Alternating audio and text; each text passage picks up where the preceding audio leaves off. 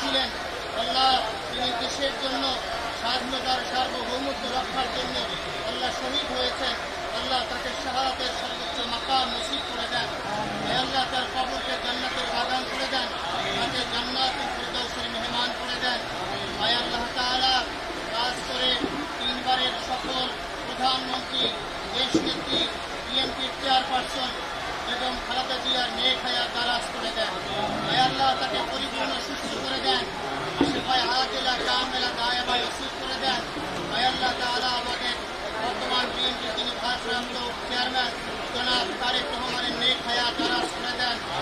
আল্লাহ তিনি এই দেশকে গড়ার জন্য যেই শপথ নিয়েছেন, যেই প্রত্যয় ব্যক্ত করেছেন, এই চমৎকার বক্তব্য 25 তারিখে দিয়েছেন, আল্লাহ তার বক্তব্যের আলোকে একটি সুন্দর দেশ গড়ার তৌফিক নসিব করে দেন।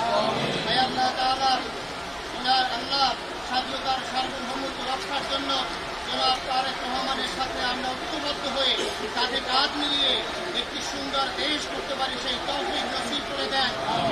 আল্লাহ তাআলা এই কবরস্থানে এখানে যারা শায়িত আছেন অভিনজরুল সহ আল্লাহ তাদের সকলের অপরাধ মাফ করে দেন, তাদের আল্লাহ তাআলা বেগম খালেদা জিয়াকে আল্লাহ পরিপূর্ণ সুস্থ করে দেন।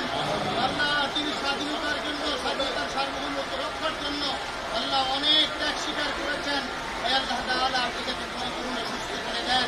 আল্লাহ ৭১-এর যারা যুদ্ধ করেছে, যারা আল্লাহ ২৪-এর জুলাই আন্দোলনে শাহাদাত বরণ করেছে, এভাবে যারাই শহীদ হয়েছে